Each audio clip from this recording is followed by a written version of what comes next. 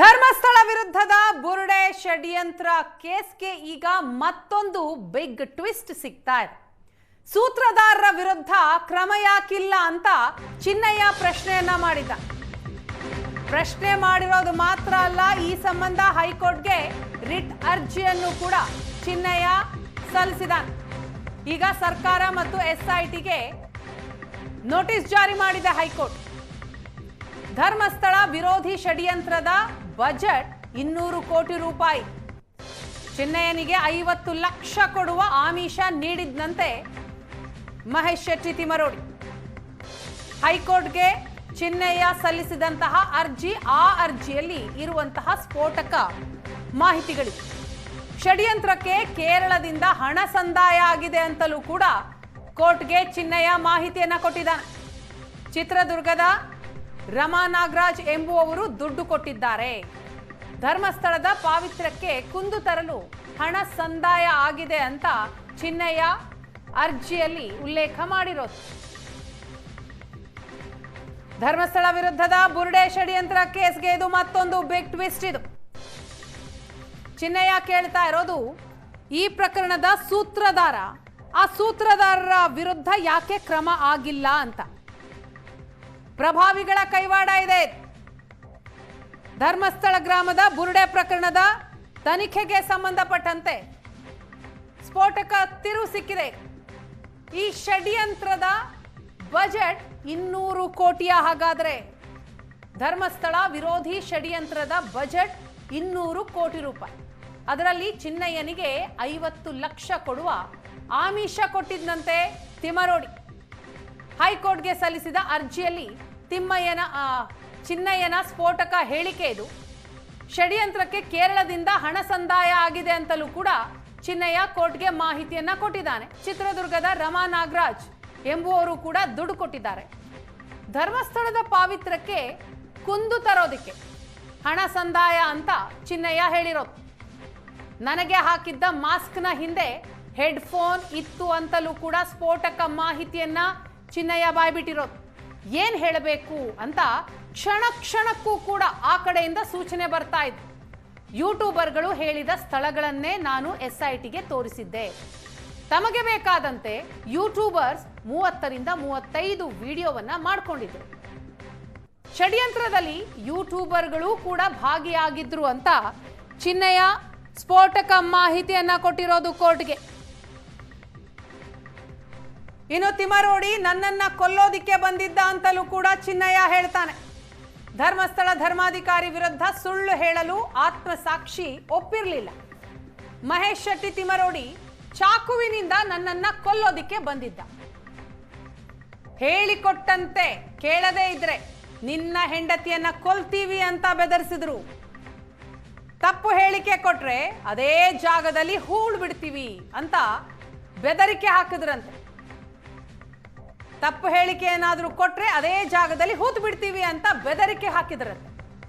ಆಮಿಷ ಮತ್ತು ಬೆದರಿಕೆಯಿಂದ ಧರ್ಮಸ್ಥಳದ ವಿರುದ್ಧ ಈ ರೀತಿ ಆರೋಪವನ್ನ ಮಾಡಿಸಿ ನನ್ನನ್ನ ಒತ್ತೆಯಾಳುವಿನಂತೆ ಈ ಗ್ಯಾಂಗ್ ಷಡ್ಯಂತ್ರ ಮಾಡಿ ನನ್ನನ್ನ ಇರಿಸ್ಕೊಂಡಿತ್ತು ಅಂತ ಚಿನ್ನಯ್ಯ ಕೋರ್ಟ್ಗೆ ಮಾಹಿತಿಯನ್ನ ಕೊಟ್ಟಿರೋದು. ಇನ್ನು ಬುರುಡೆ ಗ್ಯಾಂಗ್ ವಿರುದ್ಧ ಹೈಕೋರ್ಟ್ಗೆ ರಿಟ್ ಅರ್ಜಿಯನ್ನ ಸಲ್ಲಿಸಿದ್ದಾನೆ ಚಿನ್ನಯ್ಯ. ಧರ್ಮಸ್ಥಳ ವಿರೋಧಿ ಬುರುಡೆ ಗ್ಯಾಂಗ್ ವಿರುದ್ಧ ಚಿನ್ನಯ್ಯ ಸಲ್ಲಿಸಿದಂತಹ ಅರ್ಜಿಯಲ್ಲಿ ಏನಿದೆ ಅಂತ ನೋಡ್ತಾ ಹೋಗೋದಾದ್ರೆ, ಷಡ್ಯಂತ್ರ ರೂಪಿಸಿದವರ ವಿರುದ್ಧ ದೂರು ಕೊಟ್ಟರೂ ಕೂಡ ಯಾವುದೇ ಕ್ರಮ ಆಗಿಲ್ಲ. ಪರಿಶಿಷ್ಟ ಜಾತಿಗೆ ಸೇರಿದ ನಾನೊಬ್ಬನೇ ಜೈಲಿಗೆ ಹೋಗಿದ್ದೇನೆ. ತಿಮರೋಡಿ ಮತ್ತು ಇತರರ ಸ್ವಾರ್ಥಕ್ಕೆ ಬಲಿಯಾದೆ ಅಂತ ಚಿನ್ನಯ್ಯ ಅಳಲು ತೋಡ್ಕೊಂಡಿದ್ದಾನೆ. ಹೈಕೋರ್ಟ್ನಲ್ಲಿ ಎಸ್ಐಟಿ ಕರ್ತವ್ಯ ಲೋಪ ಪ್ರಶ್ನಿಸಿದ ಆರೋಪಿ ಚಿನ್ನಯ್ಯ. ಮಹೇಶ್ ಶೆಟ್ಟಿ ತಿಮರೋಡಿ ಇರ್ಬೋದು, ಗಿರೀಶ್ ಮಟ್ಟಣ್ಣವರ್, ವಿಠಲ್ ಗೌಡ, ಜಯಂತ್ ಇವರೆಲ್ಲರೂ ಕೂಡ ಸೇರ್ಕೊಂಡು ಷಡ್ಯಂತ್ರ ಮಾಡಿದ್ರು. ಷಡ್ಯಂತ್ರ ಮಾಡಿದವರ ವಿರುದ್ಧ ಕಾನೂನು ಕ್ರಮ ಯಾಕಿಲ್ಲ ಅಂತ ಚಿನ್ನಯ್ಯ ಪ್ರಶ್ನೆ ಮಾಡಿದ.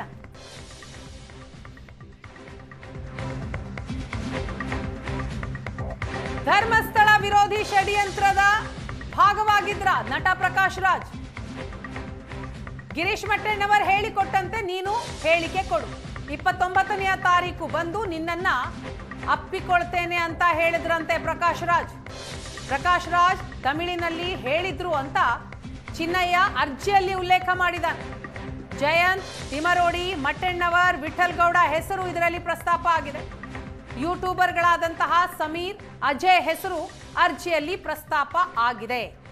ಹಾಗಾದ್ರೆ ಈ ಷಡ್ಯಂತ್ರದ ಭಾಗವಾಗಿದ್ರ ಬಹುಭಾಷಾ ನಟ ಪ್ರಕಾಶ್ ರಾಜ್ ಅನ್ನುವಂತಹ ಪ್ರಶ್ನೆ ಬರ್ತಾ ಇದೆ.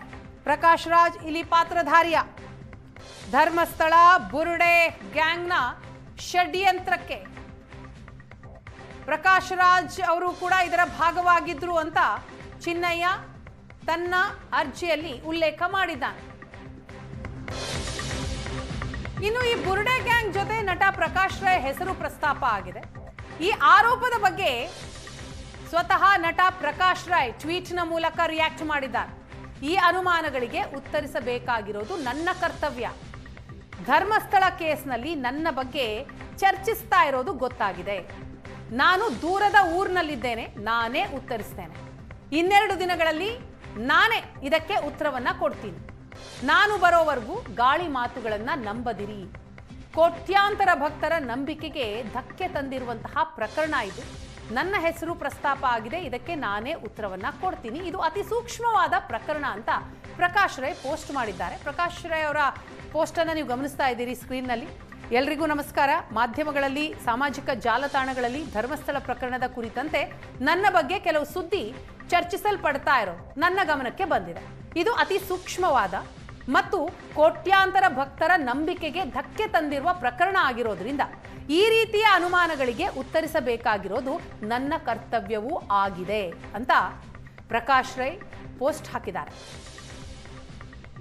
ಈ ಗಾಳಿ ಸುದ್ದಿಗಳಿಗೆ ನಾನೇ ಬಂದು ಉತ್ತರವನ್ನ ಕೊಡ್ತೀನಿ, ಕ್ಲಾರಿಫಿಕೇಶನ್ ಕೊಡ್ತೀನಿ. 2 ದಿನಗಳಲ್ಲಿ ನಾನೇ ಉತ್ತರವನ್ನ ಕೊಡ್ತೀನಿ. ನಾನು ಬರೋವರೆಗೂ ಗಾಳಿ ಮಾತುಗಳನ್ನ ನಂಬಬೇಡಿ. ಕೋಟ್ಯಾಂತರ ಭಕ್ತರ ನಂಬಿಕೆಗೆ ಧಕ್ಕೆ ತಂದಿರುವ ಪ್ರಕರಣ ಅಂತ ಬಹುಭಾಷಾ ನಟ ಪ್ರಕಾಶ್ ರೈ ಟ್ವೀಟ್ನ ಮೂಲಕ ರಿಯಾಕ್ಟ್ ಮಾಡಿದ್ದಾರೆ. ಈ ಬಗ್ಗೆ ಡೀಟೇಲ್ಸ್ ಪಡೆಯೋಣ. ನಮ್ಮ ಪ್ರತಿನಿಧಿ ರಮೇಶ್ ಇದೀಗ ನಮ್ಮ ಜೊತೆ ನೇರ ಸಂಪರ್ಕದಲ್ಲಿದ್ದಾರೆ. ರಮೇಶ್, ನಿಜಕ್ಕೂ ಬುರುಡೆ ಗ್ಯಾಂಗ್ ಷಡ್ಯಂತ್ರ ಯಾವ ರೀತಿಯಾಗಿದೆ ಅನ್ನೋದನ್ನ ಒಂದು ಕಡೆ ಹೈಕೋರ್ಟ್ಗೆ ಸಲ್ಲಿಸಿದಂತಹ ಅರ್ಜಿಯಲ್ಲಿ ಚಿನ್ನಯ್ಯ ಉಲ್ಲೇಖ ಮಾಡಿರೋದು, ಮತ್ತೊಂದು ಕಡೆ 200 ಕೋಟಿ ರೂಪಾಯಿಗಳ ಷಡ್ಯಂತ್ರ ಅನ್ನೋದು ಕೂಡ ಈಗ ಬಯಲಾಗ್ತಾ ಇದೆ. ಇದರ ಜೊತೆಗೆ ಪ್ರಕಾಶ್ ರೈ ಅವರು ಕೂಡ ಈ ಒಂದು ಪ್ರಕರಣದಲ್ಲಿ ಪಾತ್ರಧಾರಿ ಅನ್ನುವಂತಹ ವಿಚಾರ. ಒಟ್ಟಾರೆ ಈ ಒಂದು ಪ್ರಕರಣದಲ್ಲಿ ಆಗ್ತಾ ಇರೋ ಬೆಳವಣಿಗೆ ಬಗ್ಗೆ ಡೀಟೇಲ್ಸ್ ಕೊಡ್ತಾ ಹೋಗೋದಾದ್ರೆ ಅಂದ್ರೆ ಧರ್ಮಸ್ಥಳದ ವಿರುದ್ಧ ಒಂದು ಗ್ಯಾಂಗ್, ಅಂದ್ರೆ ಧರ್ಮಸ್ಥಳದ ದೇವಸ್ಥಾನ ಮತ್ತೆ ಆಡಳಿತ ಮಂಡಳಿ ಮತ್ತೆ ಆ ಒಂದು ಧರ್ಮಸ್ಥಳದ ಒಂದು ಕೀರ್ತಿಯ ಬಗ್ಗೆ ಒಂದಷ್ಟು ಕೆಟ್ಟ ಅಭಿಪ್ರಾಯವನ್ನು ತರಬೇಕು ಅಂತೇಳಿ ಸಾಕಷ್ಟು ಒಂದು ಗುಂಪು ಪ್ರಯತ್ನವನ್ನ ನಡೆಸಿತ್ತು ಅನ್ನುವಂಥದ್ದು ಈವರೆಗೆ SIT ನಡೆಸಿದಂಥ ತನಿಖೆಯಲ್ಲಿ ಮತ್ತೆ ಕೋರ್ಟ್ಗೆ ಸಲ್ಲಿಸಿದಂಥ ವರದಿಯಲ್ಲಿ ಒಂದಷ್ಟು ಉಲ್ಲೇಖಗಳಾಗಿದ್ವು. ಕೆಲ ತಿಂಗಳ ಕಾಲ ಇದು ಅಷ್ಟು ಸೌಂಡ್ ಮಾಡದೇ ಇದ್ದಂಥ ಪ್ರಕರಣ ಏಕಾಏಕಿ ನಿನ್ನೆ ಮುನ್ನೆಲೆಗೆ ಬರಲಿಕ್ಕೆ ಕಾರಣ ಅಂದ್ರೆ ಈ ಪ್ರಕರಣದ ಪ್ರಮುಖ ಸಾಕ್ಷಿ ಮತ್ತೆ ಈಗಾಗಲೇ 39/2025 ಧರ್ಮಸ್ಥಳ ಪ್ರಕರಣದಲ್ಲಿ ಅರೆಸ್ಟ್ ಆಗಿರುವಂತಹ ಚಿನ್ನಯ್ಯನ ಕಾರಣಕ್ಕಾಗಿಯೇ ಈ ಪ್ರಕರಣ ಇಷ್ಟೊಂದು ದೊಡ್ಡ ಮಟ್ಟಕ್ಕೆ ಸದ್ದು ಮಾಡಲಿಕ್ಕೆ ಸಾಧ್ಯ ಆಯಿತು. ಅದೇ ವ್ಯಕ್ತಿ ತನ್ನನ್ನು ಯಾರು ದುರ್ಬಳಕೆ ಮಾಡಿಕೊಂಡ್ರು, ಎಷ್ಟರ ಮಟ್ಟಿಗೆ ಷಡ್ಯಂತ್ರದಲ್ಲಿ ನನ್ನನ್ನು ತೊಡಗಿಸಿಕೊಂಡ್ರು ಅನ್ನುವಂಥ ವಿಚಾರವನ್ನು ಆತ ಸಲ್ಲಿಸಿರುವಂಥ ಅರ್ಜಿಯಲ್ಲಿ ಉಲ್ಲೇಖವನ್ನು ಮಾಡಿರುವಂಥದ್ದು. ಸೊ ಇಲ್ಲಿ ಆತ ಹೈಕೋರ್ಟ್ಗೆ ಸಲ್ಲಿಸಿರುವಂಥ ಅರ್ಜಿಯಲ್ಲಿ ಕೇಳ್ತಾ ಇರುವಂಥದ್ದು ಪ್ರಮುಖವಾದಂಥ 2 ವಿಚಾರಗಳು ಅಂದರೆ ಈ ಒಂದು ಪ್ರಕರಣದ ತನಿಖೆಯನ್ನು SIT ಅಧಿಕಾರಿಗಳು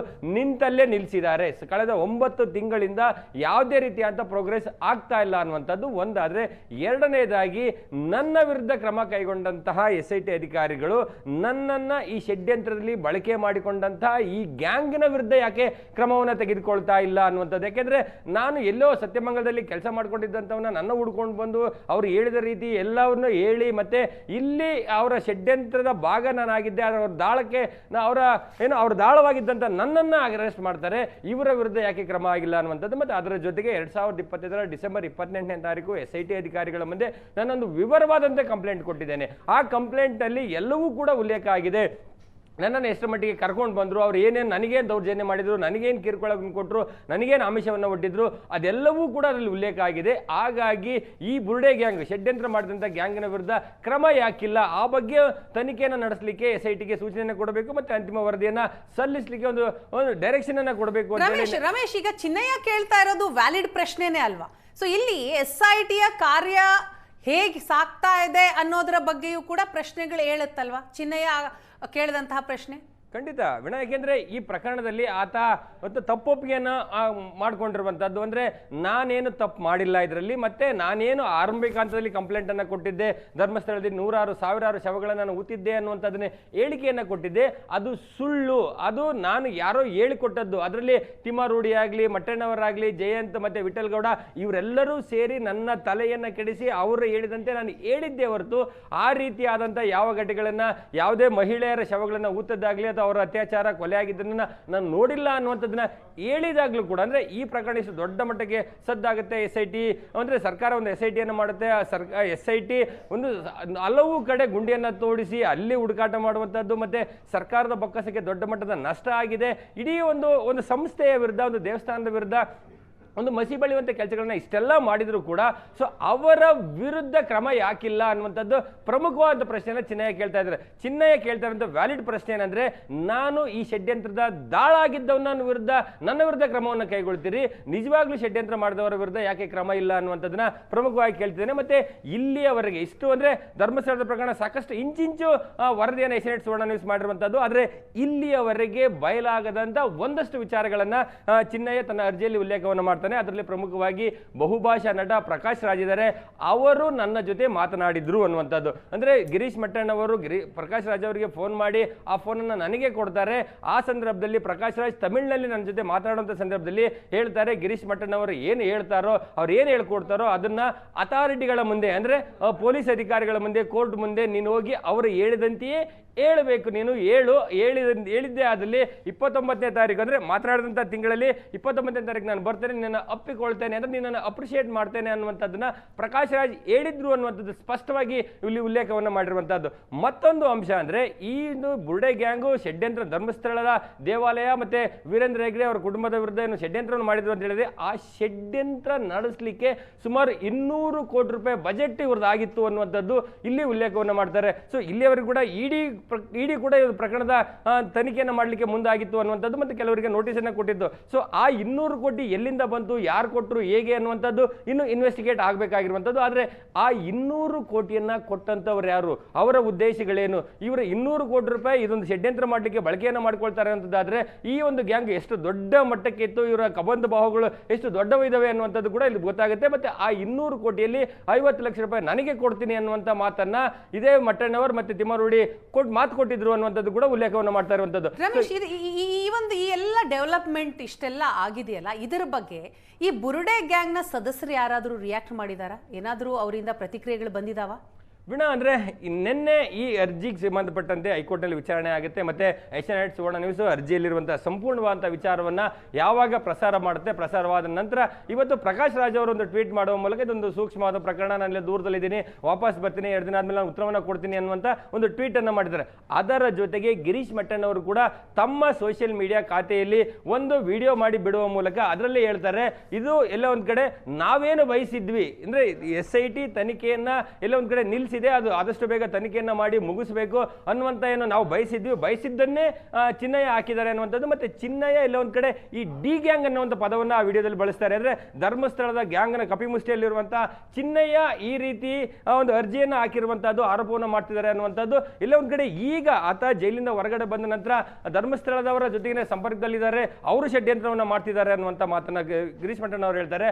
ಆದರೆ ಚಿನ್ನಯ್ಯನನ್ನ ಕರ್ಕೊಂಡು ಬಂದು ಇಷ್ಟೆಲ್ಲ ಪ್ರಕರಣವಾಗುವಂತ ಸಂದರ್ಭದಲ್ಲಿ ಆತನಿಗೆ ಏನೋ ಎಲ್ಲವನ್ನು ಹೇಳ್ಕೊಟ್ಟು ಮಾಡಿದಂತ ಷಡ್ಯಂತ್ರ ಎಲ್ಲ ಒಂದ್ ಕಡೆ ಇವರು ತಾವು ಮಾಡಿದಂತ ಎಲ್ಲವೂ ಸರಿ ಅನ್ನುವಂತ ರೀತಿಯಲ್ಲೇ ಮಾತನಾಡ್ತಾ ಇದ್ದಾರೆ. ಸೊ ಅದರ ಜೊತೆಗೆ ಇದಕ್ಕೆ ಸಂಬಂಧಪಟ್ಟಂತೆ ಈಗ 28ನೇ ತಾರೀಕು 2025 ಏನೋ ಡಿಸೆಂಬರ್ನಲ್ಲಿ ಕೊಟ್ಟಂತ ದೂರು, ಅದರಲ್ಲಿ ಅವರ ವಿರುದ್ಧ ಆರೋಪಗಳೇನೋ ಚಿನ್ನಯ್ಯ ಮಾಡಿದ್ದ, ಮತ್ತೆ ಅವರ ವಿರುದ್ಧ ಕ್ರಮ ಯಾಕೆ ತೆಗೆದುಕೊಂಡಿಲ್ಲ ಅಂತ ಚಿನ್ನಯ್ಯ ಉಲ್ಲೇಖ ಮಾಡಿದಂತ ವಿಚಾರಕ್ಕೆ ಅವ್ರು ಮಾತಾಡಲ್ಲ. ಆದ್ರೆ ಗಿರೀಶ್ ಮಟ್ಟಣ್ಣ ಅವರು ಮಾತನಾಡಿರುವಂತದ್ದು ಏನಂದ್ರೆ, ಕೇವಲ ಈ ಚಿನ್ನಯ್ಯನನ್ನ ಧರ್ಮಸ್ಥಳದ ಕಡೆಯವರು ಎಲ್ಲ ಒಂದ್ ಕಡೆ ತಮ್ಮ ವಶದಲ್ಲಿಟ್ಟುಕೊಂಡು ಅವ್ರಿಗೆ ಬೇಕಾದ ರೀತಿ ಅರ್ಜಿಯನ್ನು ಹಾಕ್ಸ್ತಾ ಇದ್ದಾರೆ ಅನ್ನುವಂಥದ್ದು. ಆದರೆ ಈ ಆತ ಅರೆಸ್ಟ್ ಆಗುವವರೆಗೂ ಕೂಡ ಪೊಲೀಸರ ಮುಂದೆ ಹೋಗಿ ತಾನು ತಪ್ಪೊಪ್ಪಿಕೊಳ್ಳುವ ಮೂಲಕ ತಮ್ಮ ಕಪಿ ಮುಷ್ಟಿಯಲ್ಲಿದ್ದ, ತಾವು ಹೇಳಿದ ರೀತಿ ತಾವು ಆಡಿಸಿದ್ದು ತಾವು ಮಾಡಿದ್ದು ಎಲ್ಲ ಒಂದು ಕಡೆ ದೊಡ್ಡ ಒಳ್ಳೆಯ ಕೆಲಸ ಅನ್ನುವಂಥ ರೀತಿಯಲ್ಲೇ ಅವರು ಈ ಕ್ಷಣಕ್ಕೂ ಮಾತನಾಡ್ತಾ ಇದ್ದಾರೆ. ಸೊ ಇದನ್ನ ನೋಡ್ತಾ ಹೋದ್ರೆ ಈ ಪ್ರಕರಣದಲ್ಲಿ 200 ಕೋಟಿ ರೂಪಾಯಿ ಈ ಬಜೆಟ್ ಇತ್ತು ಅನ್ನುವಂಥ ವಿಚಾರನಿದೆ. ಸೊ ಇದೆಲ್ಲವೂ ಕೂಡ ಇನ್ವೆಸ್ಟಿಗೇಟ್ ಆಗಬೇಕಾಗಿರುವಂತಹದ್ದು. SIT ಅಧಿಕಾರಿಗಳು ಅಂತಿಮವಾಗಿ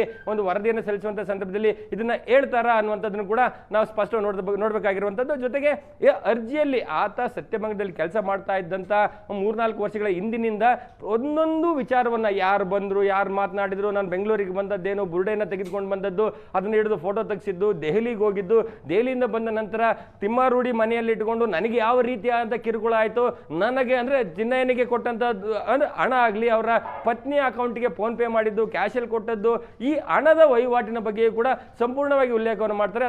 ಅದಕ್ಕೆ ಸಂಬಂಧಪಟ್ಟಂತೆ ಏನೋ ಒಂದಷ್ಟು ಎಕ್ಸವೇಷನ್ ನಡೀತಾ ಇತ್ತು. ಅಲ್ಲಿಂದ ಆತ ಚಿನ್ನಯ್ಯ ತೋರಿಸಿದ ಜಾಗದಲ್ಲಿ ಅಗಿಯುವಂಥ ಕೆಲಸವನ್ನು ಏನು ಮಾಡ್ತಾ ಇದ್ರು, ಆ ಸಂದರ್ಭದಲ್ಲಿ ಅಲ್ಲಿ ಯಾವುದೂ ಕೂಡ ಅವಶೇಷಗಳು ಸಿಗದೇ ಇದ್ದಂಥ ಸಂದರ್ಭದಲ್ಲಿ ಆ ದಿನಗಳಲ್ಲಿ ಮನೆಗೆ ಬಂದ ಸಂದರ್ಭದಲ್ಲಿ ತಿಮ್ಮಾರೂಢಿ ಮತ್ತೆ ಮಟ್ಟಣ್ಣ ಇವರಿಬ್ಬರು ಕೂಡ ನನಗೆ ಅಲ್ಲೇನ ಮಾಡಲಿಕ್ಕೆ ಮುಂದಾಗಿದ್ರು.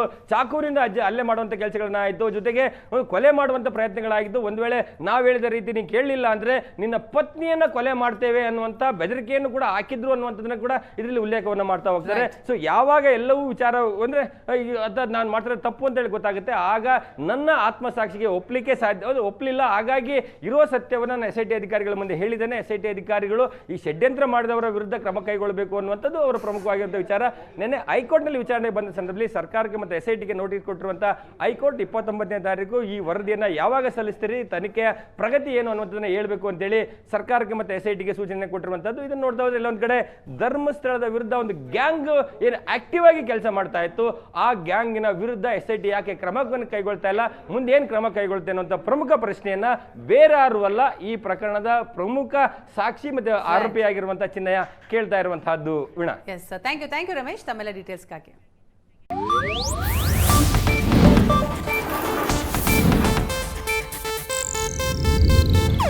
ಇದು ಏಷ್ಯಾನೆಟ್ ನ್ಯೂಸ್ ನೆಟ್ವರ್ಕ್ ಪ್ರಸ್ತುತಿ.